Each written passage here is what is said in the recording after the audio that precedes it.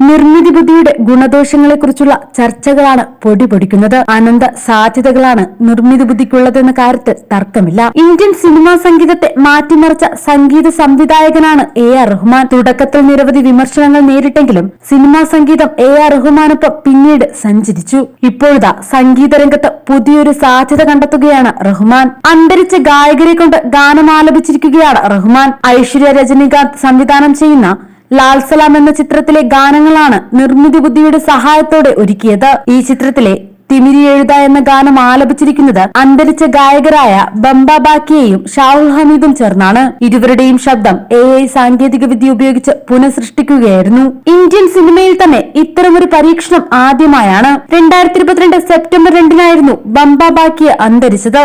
AR റഹ്മാനു വേണ്ടി നിരവധി ഗാനങ്ങൾ പാടിയ ഗായകനായിരുന്നു ബംബ. സർക്കാർ, എന്തിരൻ 2.0, സർവം താളമയം, ബിഗിൽ, ഇരൈവൻ നിഴൽ തുടങ്ങിയവയിലാണ് അദ്ദേഹം ഈയിടെ പാടിയ മറ്റു ഗാനങ്ങൾ. പൊന്നിയിൻ സെൽവൻ എന്ന സിനിമയിലെ പൊന്നി നദി പാക്കടുമ എന്ന ഗാനമാണ് ബംബ അവസാനമായി പാടിയത്.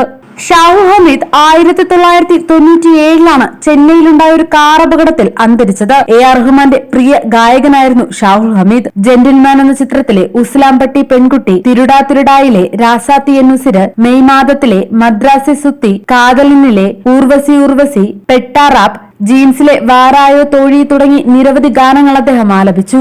AR റഹ്മാന്റെ പുത്തൻ പരീക്ഷണത്തെ അഭിനന്ദിച്ചുകൊണ്ട് നിരവധി പേർ രംഗത്തെത്തിയിട്ടുണ്ട്. വിഷ്ണു വിശാലും വിക്രാന്തും നായകന്മാരാകുന്ന ലാൽ സലാമിൽ രജനീകാന്ത് അതിഥി വേഷത്തിലെത്തുന്നുണ്ട്. ലൈക്ക പ്രൊഡക്ഷൻസിന്റെ ബാനറിൽ സുഭാസ്കരനാണ് ചിത്രം നിർമ്മിക്കുന്നത്. ക്രിക്കറ്റാണ് ചിത്രത്തിന്റെ പ്രമേയം. ഫെബ്രുവരി 9 ചിത്രം തിയേറ്ററുകളിലെത്തും.